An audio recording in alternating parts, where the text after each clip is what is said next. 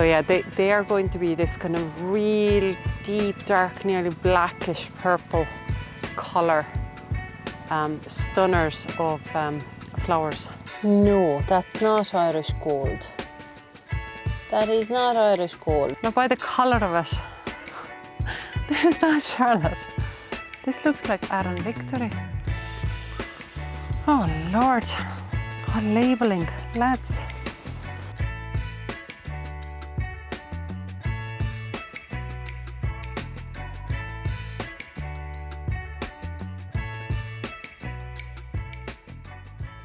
Today I'm tackling some big jobs. I'm prepping more beds, I'm planting potatoes, and of course weeding.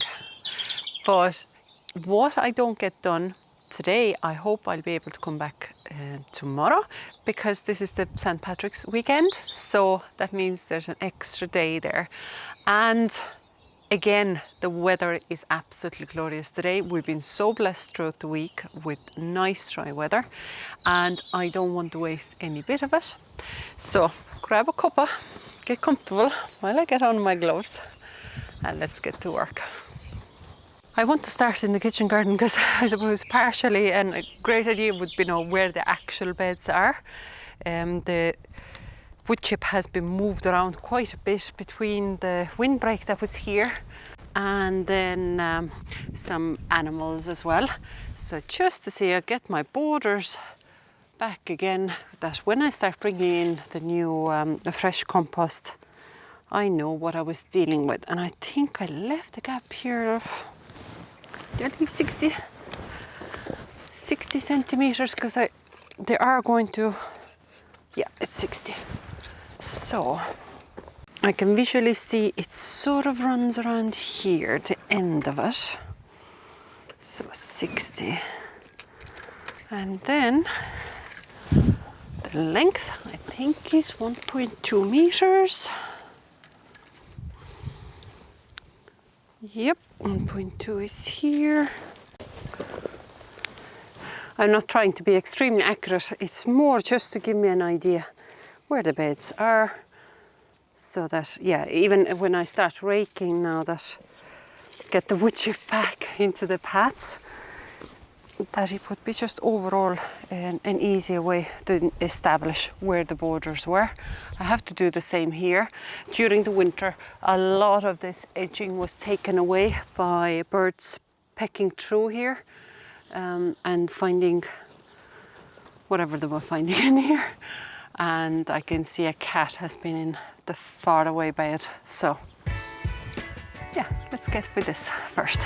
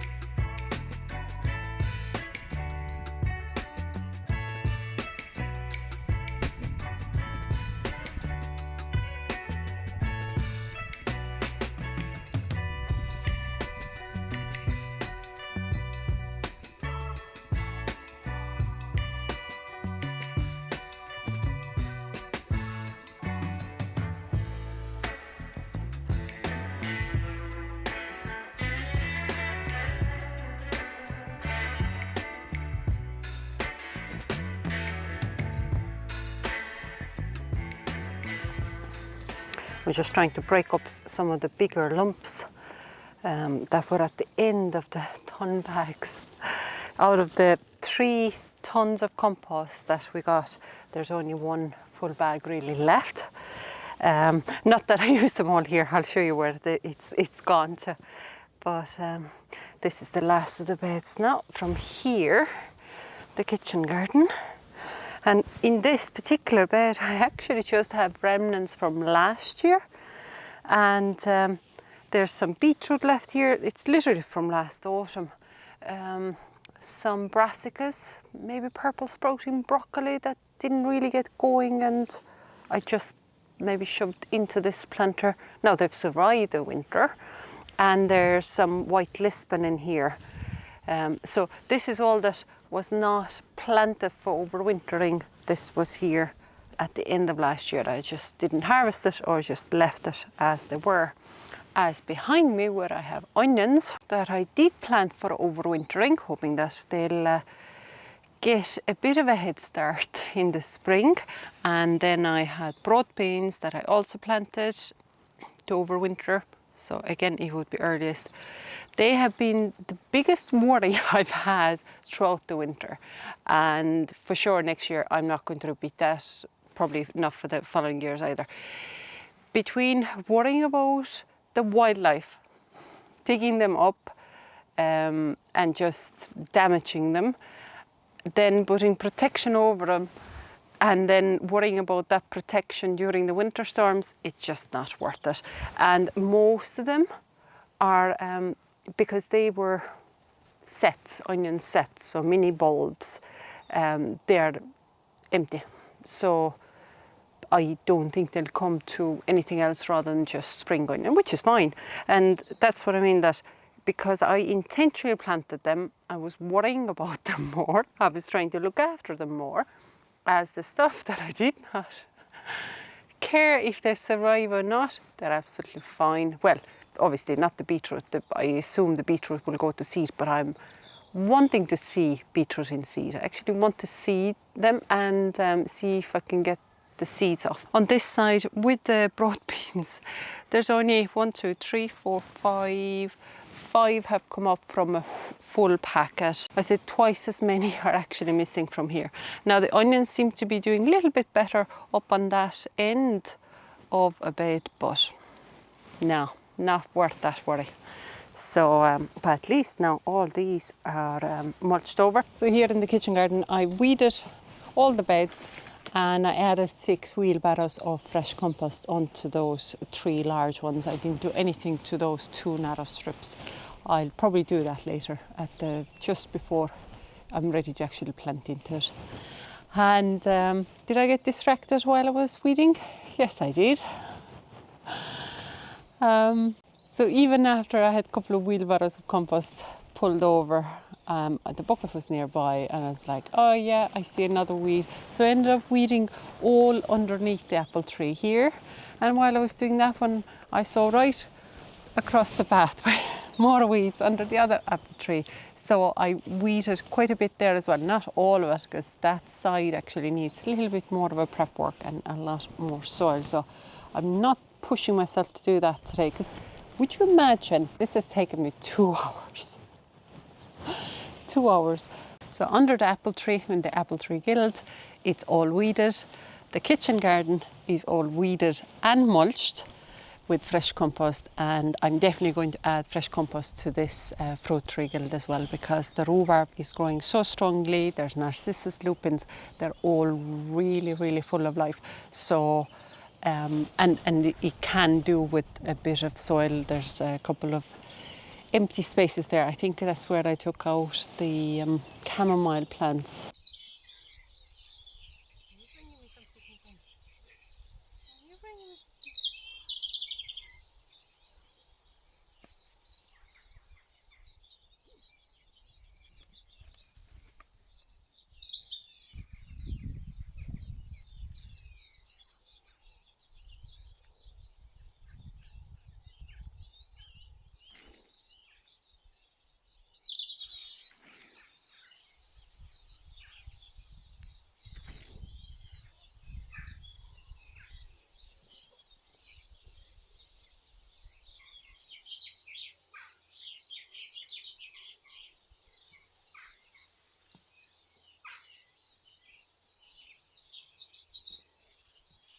I'll do that, but I'm not going to move over to the other apple tree guild.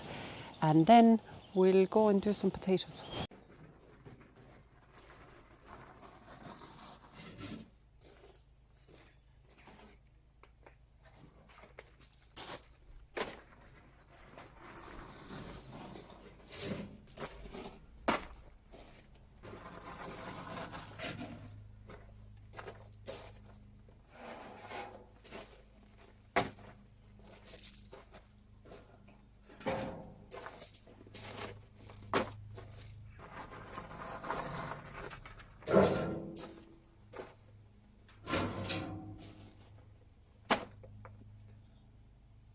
Now, before we go and actually start planting new potatoes, I wanted to bring out the buckets that I had been storing in the garage over the winter time.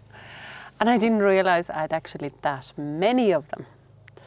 So I was a little bit surprised. I know it wasn't the easiest place to get in and out of, because obviously it was for the winter storage, out of the way, but it was a little bit out of sight, out of mind situation, I'd say as well. So I actually have, as a main crop potatoes, I have 2 buckets of Desiree, I have 2 buckets of Aran Victory, and I have 1 bucket of Cara. There's a small bucket of Charlotte, and then another small bucket of Irish Gold, was it? And I'm not sure what's in here. I have to start digging around in here just to see what's inside here. But I didn't realize, yeah, we hadn't eaten all of the buckets, and this year I have way more of potatoes. Now, as far as planting actual potatoes today, I wanted just to focus on the first earlies and second earlies. And for the first earlies, oh, there's a new variety as well, Vita Noir. There's the Red Duke of York, and obviously then Charlotte. And then I think in total, did I count? Well, I see actually what comes out of the Irish Gold. Maybe I'll keep some of them as well to plant again. I think I have like 6 varieties of potatoes. But looking at the height of the stems on the Aran Victory, now it's not an indeterminate, it's a determinant variety of potato, but it's a very tall variety, which, you know, it's perfect for our climate, it's perfect for cool climate. In a way, I could be really delighted about it, but I just know I have plenty of seed already. So I didn't necessarily need that many. And as I said, because they have so many shoots on them now, those potatoes aren't really going to be that good anymore. It's just they've been putting so much energy into the growth. This is purely for replanting. Cara is shooting up a lot as well. The second bucket of Aran Victory, a lot of shoots out of it. Plus there's some mushroom situation going on inside here. No clue what that is. But the Desiree, definitely only a couple of shoots coming out. Irish Gold, nothing, and Charlotte, just 1, 2 really tall shoots out of that. And I have Yacon tubers as well that I was keeping in a safekeeping there, so I might just check how they're doing. I'm sure they'll be fine. And then just stick around a little bit on that. I have to find my gloves though. Where did I leave them? So one of the Yacons is perfect. The second one, because I just very loosely planted them in here just to keep the tubers fresh. So they have survived through the winter. Oh, there's a few shoots on the Desirees in here as well though. Okay. Yeah, I think we're still going to take out as many of the Desirees as possible from here, and I'll check what could be in that, and the Irish Gold as well, and the Charlotte. Okay, let's take the Irish Gold first, because that's a small bucket, and this should be second early, so, but it's not putting out any fresh shoots. So let's see what's going on inside here. No, that's not Irish Gold. That is not Irish Gold, lads. Oh, Yacon. Oh, brilliant. I suppose I never took the sign off the actual potato bucket, which is good now. I have at least less potatoes to worry about. These are ready to rock and roll. So these are the actual tubers you would harvest. Obviously what I harvested at the end of last year were really big ones, and these I've just left it onto the plant itself as a nourishment, because this is a storage tuber, and these is the crown where the new eyes are coming out of. That's all fresh new shoots, so I better pack that back into that bucket. Well, that was a twist in the story I wasn't expecting. That just shows labelling is very important.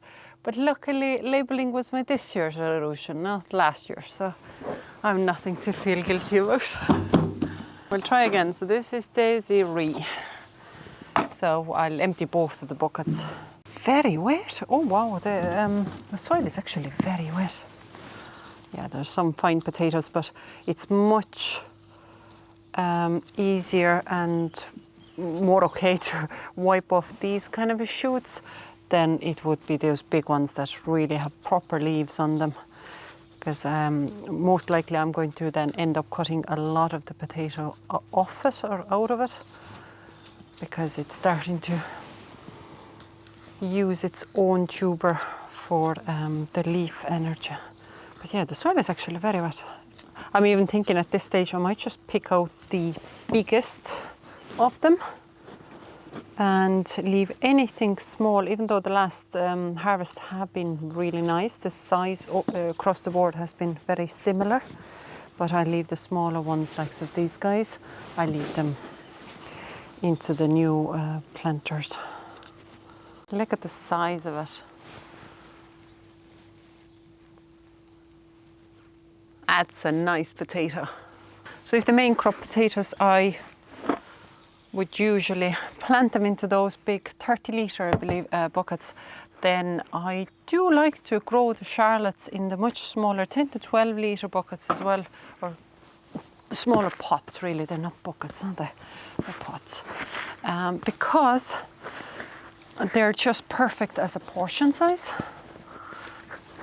Now I'm thinking that I might have kept this one pot as a seed potato for this year, and then I ended up going and buying a whole lot again. Now by the colour of it, this is not Charlotte. This looks like Aran Victory. Oh Lord, oh, labelling, lads. So no, I don't know. No, this is Aran Victory. Look at the purple colour. Okay. Okay, today is full of surprises. So now I really have to dig deep into me and thinking, like, what was I doing? What was the plan in this? I'm thinking that what probably happened is that I had these smaller potatoes out of Aran Victory harvest. So like, this is not Charlotte, right? This is Aran Victory. Nice purple, pinky colored skin. So what I had, when I harvested the big bucket and I had smaller ones stay behind, and let's say I didn't even notice those until on a later date when I was, let's say, clearing out the soil out of the wheelbarrow. So I probably just grabbed a small pot, put some of this used up compost back into it and shoved those little potatoes into it as a seed potato, which has worked perfectly. As you see, beautiful shoots on it. Oh. Labelling, important.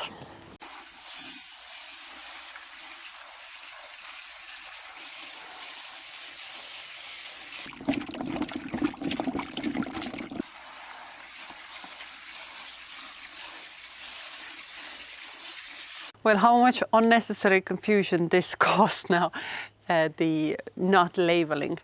And it really actually threw me off, because now I have more of some small seed potatoes to think about than obviously some of the pots I couldn't harvest.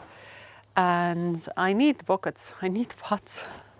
So I brought out as many spare pots I could find at the moment, because I still need to leave those 30-litre big tubs for the main crop potatoes. So these are the Vita Nor. So I'm going to put them into the big tubs. Then I have a lot of Charlottes, loads of them. And I'm going to use all those tiny ones in the small buckets. And then I'm thinking leaving a lot of those either directly into the soil on the field, or I'll just have to buy more of these. And then I have a full box of Red Duke of York, and I also want to put them into those big buckets. So that's a little bit of a conundrum in my head going on at the moment, but I'm probably overthinking it. I think I should just crack on, get them planted, if the sun goes down, so what? At least I'll get that job finished and done with. And I'd say I'll be coming out here again tomorrow because today was a good day. Now, tomorrow weather-wise is not supposed to be, I think, as good, but it's still the same temperatures, but not as sunny. So yeah, I think I'll just get on with it. I'll just get it done and finish with tonight. Now, the way I like to layer my pots or buckets when I'm growing the potatoes in them is, first of all, I actually put down a sheet of newspaper to the very bottom of it, and that is really just to stop the soil from escaping through the bottom holes of those pots or buckets. Then I add about 1/3 of compost on top of that, add some fish blood and bone and seaweed granules to the base of it, mix that all up, get my 2 tubers of potatoes into it. Let's say if I'm doing it in 2 layers, then add more, up to sort of half full of compost, add more fish blood and bone and seaweed granules onto it, put my next layer of potatoes onto that, and then fill it all up. That's it. And I usually add no more soil to those tubs. I'll fill it up in one go. Especially when using more than 2 tubers of potatoes per bucket, I'll alternate where the positioning is going to be the same as if you're doing lasagna planting for bulbs. You never want them to be right on top of each other. You always just make sure there's plenty of space around the tuber for the actual stems to grow out through the soil.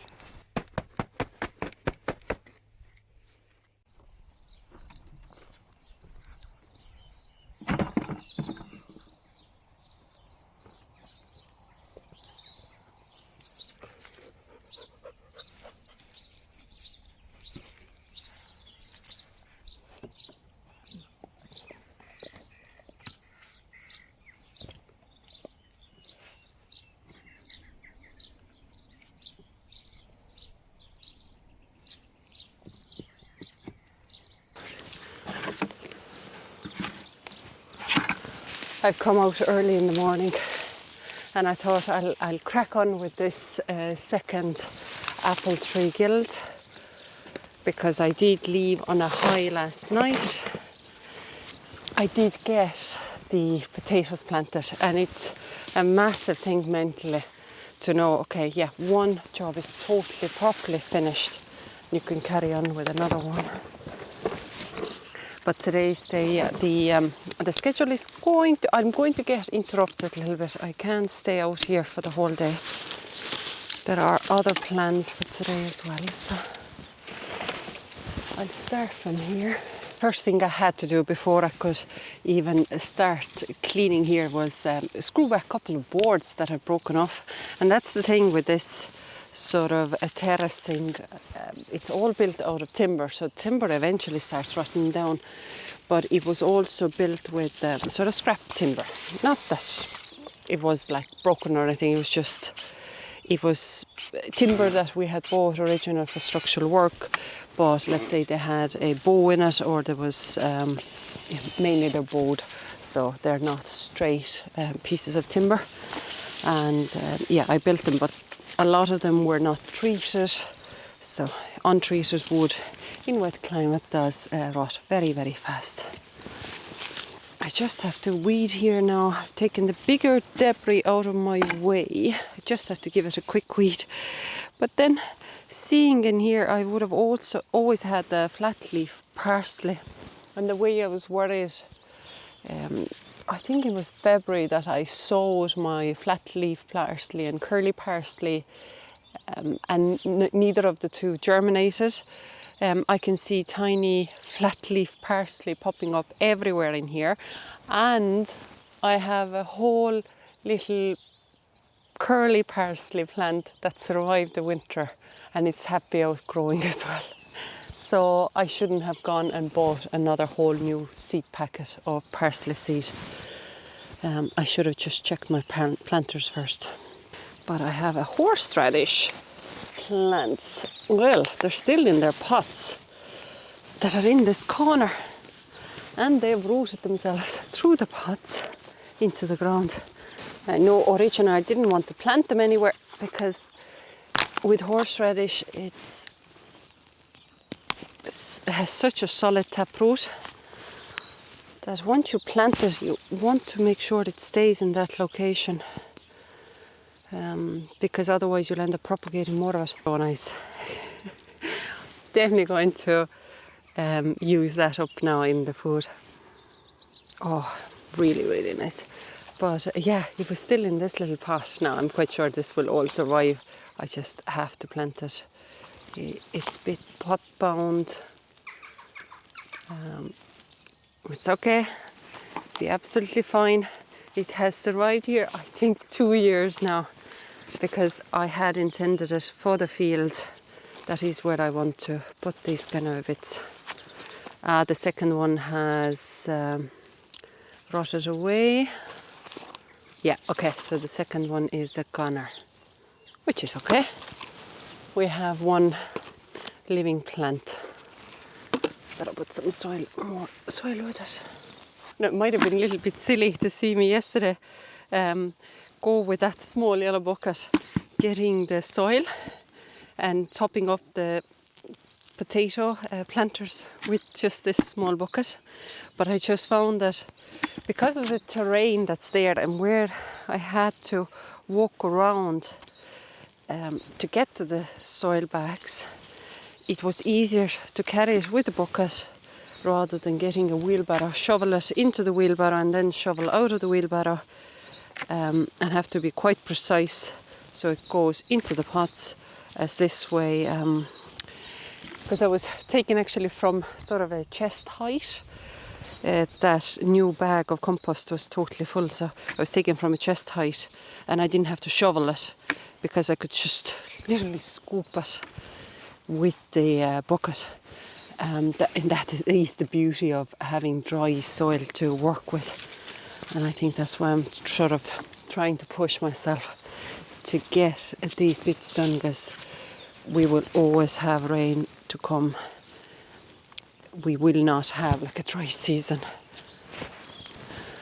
So let me carry on with this and I'll bring you back when I have most of it done, what I want to get done. Well, this looks a little bit better, doesn't it? At least the soil level has been brought up to the top height. I actually remembered why there was a big hole, because I dug out a lot of the yarrow from here, and I think was there a fennel as well that I dug out? That's the seed fennel now rather than the bulbous fennel. But yeah, it's all been brought up. It looks really nice and clean, all fairness. I do like to see these kind of clean areas. Not from the permaculture side. In permaculture, you do want to constantly have the soil covered. There's no bare ground as such. And obviously you could not be doing it every year in that quantity. Out of the 3 tons of compost, we have probably now half a ton left. But I'm sure you could see where the most of it has gone. The metal raised beds are filled. I can't take all the credit for it. I did some of it, but most of it was my son. Now, he didn't volunteer for that job. There was a bit of Mammy's persuasion included in it, but all fairness now, he stuck with it and got it all done. So cost-wise, yeah, ton bags, just shy of €100 each. So it's not cheap, but for this kind of an annual vegetable growing, either doing that or constantly buying the organic produce from the supermarket. So it's the choices you make, really, isn't it? And then obviously we are making our own compost, and in the future we are going to try to incorporate more of that in here. But while I was working here, I actually made a really nice discovery. These were the pumpkin palette colour beds, and I've shown you before that I planted garlic in here and the garlic was coming up and it was nice. But I did wonder at the beginning, I was like, the leaf structure is a little bit small, because I did remember that I planted elephant garlic in here, but I'd forgotten I'd also planted some ordinary garlic in here. So yeah, I was just looking at the leaf structure and said, oh yeah, they look a little bit smaller and skinnier from what elephant garlic should look like. And truthfully, actually, this was the ordinary garlic that came up first, and elephant garlic is only now poking through the soil. And yeah, there's a big leaf size difference in there. And even though it looks a little bit haphazardy where they're poking out, so I would say there's 1, 2, 3, 4 there, so they're fine. But on the other planters, they're in slightly different areas, they're not like in a solid line. And I do remember I literally just planted them because I had cover crops in here. So I had seeded cover crops, and wherever there was a stronger growing area, I didn't disturb that. So I planted the garlic bulbs into these kind of bare patches. They're a little bit sort of zigzaggy, but yeah, I'm delighted they're coming up, and the leaf is nice and strong looking, rather than what I thought was the elephant garlic, and I was wondering why it's so spindly. Now you want to play. Now, come on. Ooh. What's it? So as you see, it's all coming along now. That's done. This bed is not sorted yet, and I'm definitely not touching that today. There's a lot of just old, this kind of a dried calendula structure in here. That's truly all it is. It just needs to be pulled out, and probably it's just a slight layer of compost onto that as well. The plastic needs to be pulled up from here. That was just here temporarily. It's only like a narrow strip of it under the wood chip. That's all that is. But that's all done. Obviously did that herbaceous border planter last week. Obviously these are done. Nothing is going to be planted into here until summer, until the pumpkins. And this, I'm not going to mulch with compost or these beds. They are going to get horse manure, and I'm going to do the same with the rose garden. So roses and this are going to get well rotted down horse manure. I probably order a ton bag of that as well, and that's going to last a long time. But these beds then are going to be for carrots and parsnips. So I'd say the planting of those is getting, or sowing the seeds for those is getting quite close now. Any week now, really. Not this week, but very, very shortly. Let's move on to another area, because I still have a little bit of time. I have a timer on my phone set up, and I still have a little bit more time to tackle another job. So as you see, I'm actually really just moving through the garden areas and just dealing with any of these messier areas. And this is one of the in-between, so the barbecue area. And I still have some pieces of wood there from the pergola build. And we have this picnic bench here, which obviously going to stay here, no problem with that. But I have these in-ground beds here that, at the moment, have a lot of leaf mulch on the foliage, or the emerging foliage from this ornamental cherry tree. I have one particular flowering plant, which name I can't think of for the life of me, that's really overgrown the area, so that needs to be badly cut back, and it just looks really messy. And then there's crocosmia there that doesn't belong there at all. The main thing are those roses that need to come out of there.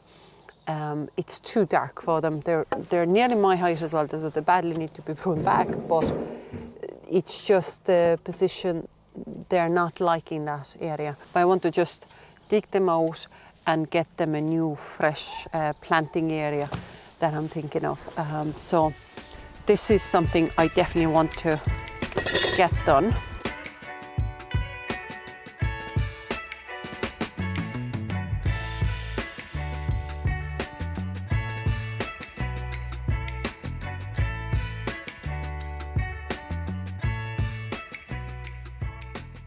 I knew it was going to be hard work, but I've gotten the roses out. So there's 3 of them in there, even though I could have sworn there was another one. So unless a 4th one has died, but I'm quite sure they were in very sort of similar intervals planted, and between 2 of them there was a bit of a gap, so I'm thinking it might have died. The plants aren't new, they were something I replanted from another area already. And you see now I've taken well over 2/3 of them. Like this was, let's say, one growth. It's nearly my height. And it's because obviously I totally severed the root systems. And because there's so little of the root left, what's remaining is not going to be able to support all of this growth. So it has to first again start putting down new roots.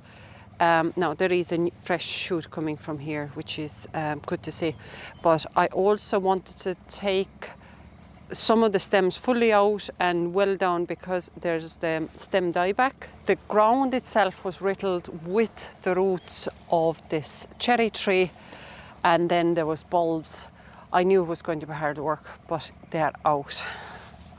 But the main thing now is to keep the roots that are there on those roses covered, so I do have to add soil around them, but temporarily they'll stay in this bag, the compost bag, and I just I'm soil around the roots, make sure they stay wet, and that way they can sort of stay there until I'm ready sort of to plant them into the new spot. Now I do want to still dig out all the crocosmia bulbs there, but I just want to show you some of the lilies were on the way. Well, they just came up with the soil, and look at the size of them. They've done so well in here. So yeah, they are going to be this kind of real deep, dark, nearly blackish purple colour, stunners of flowers.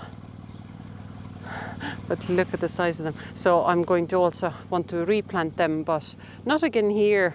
The roses actually that I had here were David Austin, Queen of Sweden.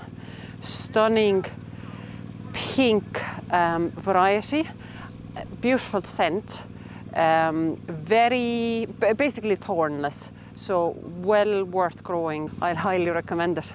And I still have to do actually all of this digging where the big clematis is as well. All that bed needs to be emptied out from the plants. So same job that I've done here, I also have to do there. Not today though, I don't think today. But the neighbour now has the tractor out and tractor lawnmower out, so there's a lot of noise in the background. So I'd say that's my cue of finishing talking to you. But I'll definitely continue getting those roots out now that I want to get out from here. And and I'll actually show you something else, because I think that is just the proper sign of spring to come. So yes, I have daffodils flowering, I have tulips starting to flower, but look at these fat buds on the apple trees. The apple blossom is starting to show very soon. And the same is going to be on the cherry tree. It's only a matter of weeks. I probably also didn't mention how cool the weather was today, but how cold yesterday was. So yesterday morning we had proper frost covering everything.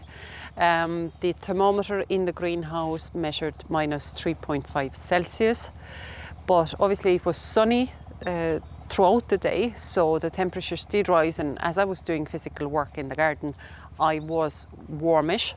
But this morning it was 5 degrees when I started, so it was very cold.